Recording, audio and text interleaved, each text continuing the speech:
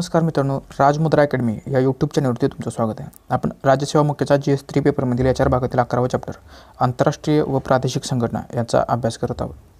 तर या चॅप्टर अंतर्गत आयोगानं अभ्यासक्रमामध्ये नवीन घटक समाविष्ट केले आहेत. ब्रिक्स आणि RCEP या दोन नवीन संघटना 2020च्या नवीन अभ्यासक्रमामध्ये समाविष्ट केलेल्या आहेत. या चॅप्टरवरती आयोग दरवर्षी सरासरी 17 ते 18 म्हणजे या 4 भागातील सर्वाधिक गुणांना विचारला जाणारा हा चॅप्टर आहे. या आधीच्या लेक्चरमध्ये आपण युनायटेड नेशन स्थापनेचा इतिहास बघितला. त्याच्यामध्ये जी युनायटेड नेशनची 6 प्रमुख अंग होती त्याच्यापैकी 2 महत्त्वाचे अंग कोणते तर महासभा आणि सिक्युरिटी काउन्सिल याचा अभ्यास आपण केलेला. आजच्या लेक्चरमध्ये आपण उरलेली 4 महत्त्वाचे अंग म्हणजे आर्थिक व सामाजिक परिषद, न्यास परिषद, आंतरराष्ट्रीय न्यायालय आणि सचिवालय यांचा अभ्यास आजच्या लेक्चरमध्ये करणार आहोत. तर आर्थिक व सामाजिक परिषद ज्यालाच इकॉनॉमिकल अँड सोशल काउन्सिल इकोसॉक असं ज्याला म्हटलं जातं, या ही संस्था युनायटेड नेशनचं 6 अंगांपैकी महत्त्वाचं अंग आहे. इकोसॉकची स्थापना 26 जून 1945 म्हणजेच 75 वर्षापूर्वी या संस्थेची स्थापना झाली. हे principal organ of the United Nations म्हणजेच महत्त्वपूर्ण प्रमुख अंग आहे युनायटेड नेशनचं. याचं हेडक्वार्टर न्यूयॉर्क या ठिकाणी आणि सध्याचे इकोसॉकचे अध्यक्ष हे मुनीर अक्रम हे सध्याचे इकोसॉकचे अध्यक्ष आहेत. या संस्थेमध्ये एकूण 54 सदस्य असतात. प्रत्येक वर्षी आमसभा 18 सदस्य हे 3 वर्षाच्या कार्यकालासाठी निवडले जातात. तर या प्रत्येक सदस्याचा कार्यकाळ किती असतो तर 3 वर्षाचा असतो आणि एकूण सदस्य 54 सदस्य असून प्रत्येक वर्षी 18 सदस्य निवडले जातात. तर या निवडलेल्या प्रत्येक सदस्याचा कार्यकाळ हा 3 वर्षाचा असतो. याचा उद्देश काय तर सामाजिक आणि आर्थिक क्षेत्रात आंतरराष्ट्रीय सहकार्यास प्रोत्साहन देणे हा आर्थिक व सामाजिक परिषदेचा उद्देश आहे. ही परिषद आर्थिक व सामाजिक प्रश्नांवरती चर्चा करण्यासाठी एक आंतरराष्ट्रीय मंच उपलब्ध करून देते. तसेच त्याविषयी करार करण्यासाठी सुद्धा आर्थिक व सामाजिक परिषद पुढाकार घेते. या आर्थिक व सामाजिक परिषदेचं प्रमुख अधिवेशन जुलै महिन्यामध्ये होतं. या आमसभेचे निवृत्त झालेले सदस्य पुन्हा लगेच निवडून येऊ शकतात. म्हणजे या इकोसॉकच्या सदस्यांचा कार्यकाळ हा 3 वर्षांचा असतो. 3 वर्षानंतर ते जर निवृत्त झाले तर ते लगेच पुढच्या इलेक्शनला उभं राहून निवडून येऊ शकतात. या परिषदेचे अध्यक्ष हे 1 वर्षासाठी निवडले जातात. त्यांची निवड ही परिषदेतील लहान किंवा मध्यम गटात असणाऱ्या देशांमधून केली जाते. ते निवृत्तीनंतर लगेच पुढील वर्षी निवडणूक लढवण्यास पात्र असतात. अध्यक्ष फक्त 1 वर्षासाठी निवडले जातात तर सदस्य हे 3 वर्षासाठी निवडले जातात. हे दोन्हीही सदस्य निवृत्त झाल्यानंतर लगेच त्या वर्षापासून पुन्हा निवडणूक लढवण्यासाठी पात्र असतात. या परिषदेचे सामाजिक आणि आर्थिक परिषदेचे सर्व निर्णय हे साध्या बहुमताने घेतले जातात. 1998 पासून जागतिक बँक आणि आंतरराष्ट्रीय नाणेनिधी म्हणजेच वर्ल्ड बँक आणि IMF यांच्या महत्त्वाच्या समित्यांच्या प्रमुखांबरोबर इकोसॉकची एक महत्त्वाची बैठक एप्रिलमध्ये पार पडते. तर इकोसॉकचे प्रमुख अधिवेशन जुलै महिन्यात होतं आणि IMF आणि वर्ल्ड बँकेच्या प्रतिनिधींसोबत त्यांच्या प्रमुखांसोबत इकोसॉकची महत्त्वाची बैठक एप्रिल महिन्यात पार पडते. या परिषदे म्हणजेच इकोसॉक या परिषदेमध्ये काही बिगर शासकीय संघटनाही संयुक्त राष्ट्रांच्या कार्यात सहभागी होण्यासाठी सल्लागार दर्जा त्यांना देण्यात आलेला आहे. या परिषदेत संयुक्त राष्ट्राच्या 193 सदस्यांपैकी 54 देश हे सदस्य असतात. यामध्ये यांची रिजन वाईज कशी विभागणी केली आहे तर आफ्रिकन खंडातील 14 देश, आफ्रिकन प्रदेशातील 14 देश, एशिया पॅसिफिकमधील 11 देश, ईस्टर्न युरोपियन स्टेट्समधील 6 देश, लॅटिन अमेरिका आणि कॅरिबियन देशांमधील एकूण 10 देश आणि पश्चिम युरोपीय खंडाकडून 13 देश यामध्ये निवडले जातात. तर इकोसॉकमध्ये सदस्यांची विभागणी कशी करण्यात आली आहे तर आफ्रिकन स्टेट्समधून 14 देश आहेत, एशिया पॅसिफिकमधून 11 देश आहेत, पूर्व युरोपियनमधून 6 देश आहेत, लॅटिन अमेरिकन आणि कॅरिबियन देशामधून 10 देश आहेत आणि पश्चिम युरोपियन भागातील एकूण 13 सदस्य यामध्ये येतात. तर अशा प्रकारे 193 सदस्यांची 54 सदस्य निवडले जातात. त्यांची रिजन वाईज विभागणी वेगवेगळ्या गटांसाठी वेगवेगळे सदस्य निवडले जातात. युनायटेड नेशनचं 4थं महत्त्वाचं अंग आहे न्यास परिषद, ज्याला ट्रस्टशिप काउन्सिल म्हटलं जातं. तर ट्रस्टशिप काउन्सिलची सुद्धा स्थापना 1945ला युनायटेड नेशनचं फॉर्मेशन झाल्यानंतर झाली होती. ही युनायटेड नेशनचं प्रिन्सिपल ऑर्गन आहे, परंतु ही सध्या इनॲक्टिव्ह या सध्या परिस्थितीमध्ये. याचं स्टेटस काय तर इनॲक्टिव्ह म्हणजे आत्ता कार्यशील नाही. 1994 पासून ही संस्था कार्यरत नाही. न्यास परिषदेची स्थापना कशासाठी झाली होती तर दुसऱ्या महायुद्धानंतर जपान व इटलीपासून विभक्त करण्यात आलेल्या प्रदेशांचे तसेच त्यावेळी कोणत्याही देशाच्या नियंत्रणाखाली नसलेल्या प्रदेशांचे व्यवस्थापन करण्यासाठी. दुसऱ्या महायुद्धामध्ये ज्यावेळी जपान आणि इटलीचा पराभव झाला तर त्या देशांच्या ज्या वसाहती होत्या त्या देशांना मुक्त करण्यासाठी आणि त्यांचं नियंत्रण आणि व्यवस्थापन करण्यासाठी न्यास परिषदेची स्थापना झाली होती. परंतु ही न्यास परिषद 1994 पासून कार्यरत नाही. 2005 साली संयुक्त राष्ट्राचे महासचिव सेक्रेटरी जनरल कोफी अन्नान यांनी सुरक्षा परिषदेच्या विस्ताराचा आणि न्यास परिषदेच्या बरखास्तीचा ठराव मांडला होता, परंतु यावरती अजूनही निर्णय झालेला नाही. त्यामुळे न्यास परिषद अस्तित्वात असली तरी ती कार्यरत मात्र नाही.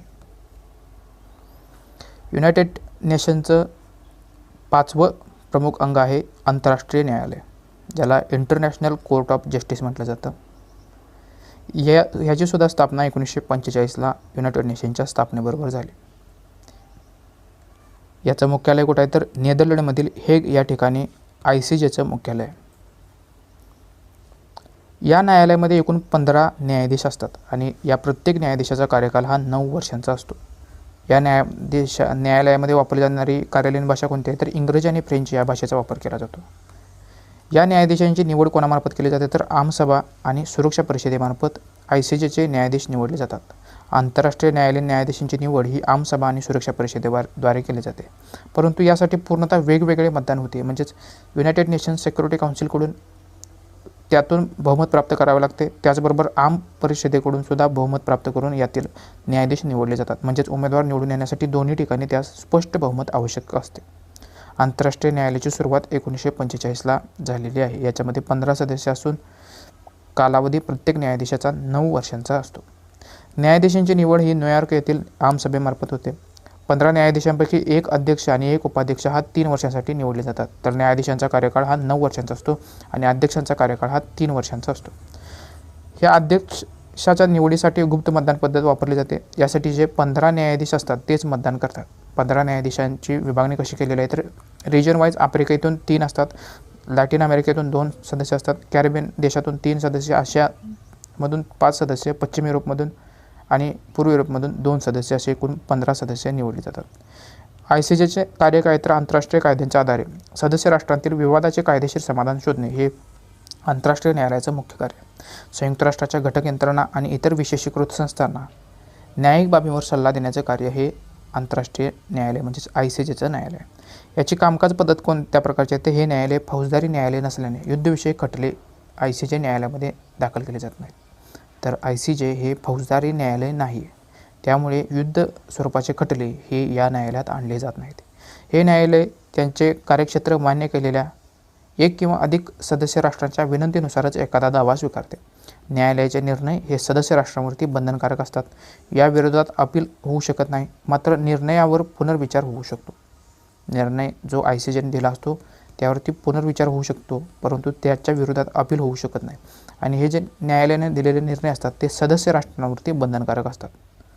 न्यायालयाने दिलेला सल्ला मात्र राष्ट्रांवरती बंधनकारक नसतो. निर्णय बंधनकारक असतात, परंतु सल्ला राष्ट्रांवरती बंधनकारक नसतो.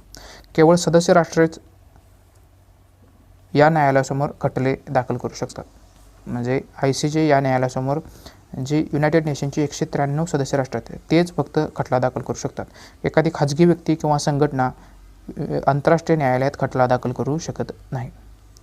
आंतरराष्ट्रीय न्यायालयातील भारतीय न्यायाधीश कोणकोणते होते तर बेनेगल रामाराव हे 1952 ते 53 या काळासाठी होते.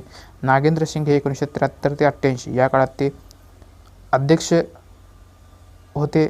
1985 ते 1988 या काळात सुद्धा ते अध्यक्ष होते. 1985 ते 1988 या 3 वर्षाच्या कालावधीत ते अध्यक्ष होते. नागेंद्र राव यांनी ICJचं अध्यक्षपद भूषवलेलं आहे. बेनेगल रामाराव हे अध्यक्ष होते.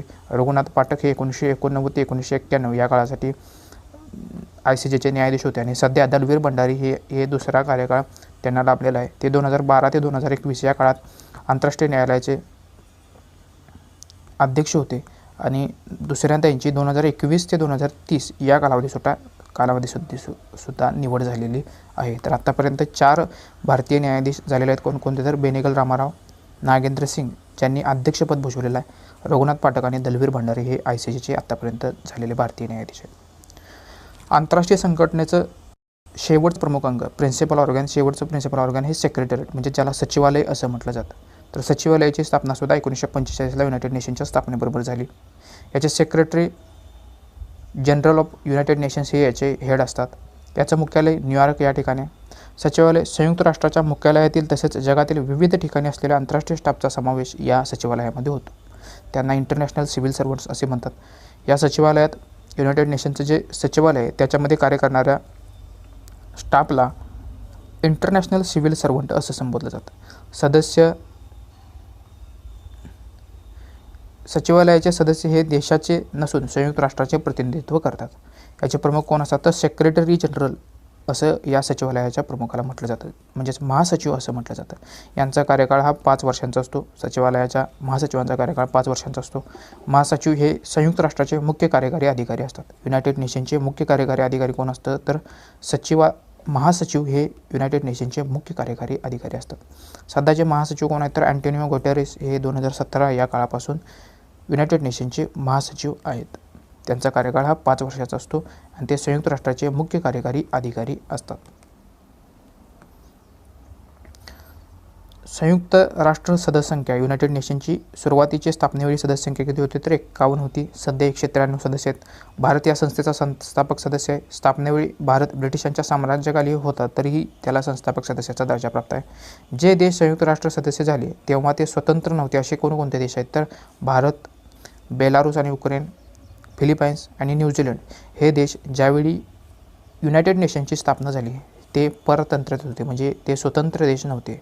असे बेलारूस आणि युक्रेन हा देश आहे. भारत, फिलिपाईन्स आणि न्यूझीलंड हे देश याच्यामध्ये समाविष्ट होतात. 2011 साली दक्षिण सुदान हा संयुक्त राष्ट्र संघटनेचा 193वा सदस्य बनला. तर 193वा युनायटेड नेशनचा सदस्य कोण आहे असं जर विचारलं तर दक्षिण सुदान हा युनायटेड नेशनचा शेवटचा म्हणजेच 193वा सदस्य. आत्तापर्यंत फक्त इंडोनेशिया या देशाने 1965 साली सदस्यत्वाचा त्याग केला होता, परंतु 1966 साली पुन्हा इंडोनेशिया या संघटनेचा सदस्य झाला आहे. सध्या फक्त व्हॅटिकन सिटी आणि पॅलेस्टाईन यांना संयुक्त राष्ट्राचे कायमस्वरूपी निरीक्षक देश म्हणजेच परमनंट ऑब्झर्व्हर असा दर्जा देण्यात आला आहे. 2 सदस्यांना परमनंट ऑब्झर्व्हरचा दर्जा देण्यात आला आहे. असे कोणते देश आहेत तर व्हॅटिकन सिटी आणि पॅलेस्टाईन या देशांना परमनंट ऑब्झर्व्हरचा दर्जा देण्यात आला आहे. तर इंडोनेशियानं 1965ला या युनायटेड नेशनच्या सदस्यत्वाचा त्याग केला होता आणि 1966ला पुन्हा ते इंडोनेशिया या संघटनेचा सदस्य झाला. दक्षिण सुदान हा 2011 साली झालेला संयुक्त राष्ट्र संघटनेचा 193वा सदस्य ठरलेला आहे. संयुक्त राष्ट्राचे 4 मुख्य कार्यालय कुठे कुठे तर संयुक्त राष्ट्राचं मुख्यालय न्यूयॉर्क या ठिकाणी, संयुक्त राष्ट्राचं कार्यालय जिनिव्हा या ठिकाणी, संयुक्त राष्ट्र कार्यालय व्हिएन्ना या ठिकाणी आणि संयुक्त राष्ट्राचे कार्यालय नैरोबी या ठिकाणी. तर न्यूयॉर्क, जिनिव्हा, व्हिएन्ना आणि नैरोबी या ठिकाणी संयुक्त राष्ट्राची 4 मुख्य कार्यालय आहेत. न्यूयॉर्क, जिनिव्हा स्वित्झर्लंडमधील, ऑस्ट्रियातील व्हिएन्ना आणि नैरोबी या ठिकाणी संयुक्त राष्ट्राची 4 मुख्य कार्यालये आहेत. संयुक्त राष्ट्र आणि नोबेल शांतता पुरस्कार. तर संयुक्त राष्ट्राच्या महासचिवांना किंवा त्याच्या संघटनेतील इतर प्रिन्सिपल ऑर्गनना, स्पेशलाइज्ड एजन्सींना कधीकधी शांततेचा नोबेल पुरस्कार प्राप्त झाला आहे. तर सर्वात प्रथम 1930 साली राल्फ बुर्चे हे युनायटेड नेशनचे मेडिएटर इन पॅलेस्टाईन होते 1948ला. त्यांना 1950ला शांततेचा नोबेल पुरस्कार प्राप्त झाला. 1954 साली UNHCR म्हणजेच United nations high commissioner for refugees यांना 1954ला शांततेचा नोबेल पुरस्कार प्राप्त झाला. 1961ला डॅग हॅमरस्कोल्ड यांना संयुक्त राष्ट्राचा नोबेल शांतता पुरस्कार प्राप्त झाला. 1965ला युनिसेफला, 1969ला इंटरनॅशनल लेबर ऑर्गनायझेशनला, 1981 UNHCRला, 1988ला United Nations peace keeping forces म्हणजेच शांती सेनेला, 2001 साली कोफी अनान आणि युनायटेड नेशनला शांततेचा नोबेल पुरस्कार प्राप्त झाला. 2005 साली इंटरनॅशनल ॲटॉमिक एनर्जी एजन्सीला युनायटेड नेशनचा शांततेचा पुरस्कार प्राप्त झाला आहे. 2007 साली IPCCला युनायटेड नेशनचा शांततेचा पुरस्कार प्राप्त झाला आहे. तर 2013ला OPCW म्हणजेच organisation for the prohibition of chemical weapons यांना शांततेचा पुरस्कार प्राप्त झाला. 2020 साली युनायटेड नेशनची वर्ल्ड फूड प्रोग्राम या ऑर्गनायझेशनला 2020 सालचा शांततेचा नोबेल पुरस्कार प्राप्त झालेला आहे. पुढच्या लेक्चरमध्ये आपण युनायटेड नेशनच्या 15 स्पेशलाइज्ड एजन्सीज म्हणजे ज्याला विशेषीकृत संघटना म्हटलं जातं त्याचा अभ्यास आपण पुढच्या लेक्चरमध्ये करणार आहोत. व्हिडिओ आवडला असेल तर व्हिडिओ लाईक करा, चॅनल सबस्क्राईब केलं असेल तर सबस्क्राईब करा आणि या चॅनलचे लिंक जास्तीत जास्त मित्रांपर्यंत शेअर करा. धन्यवाद.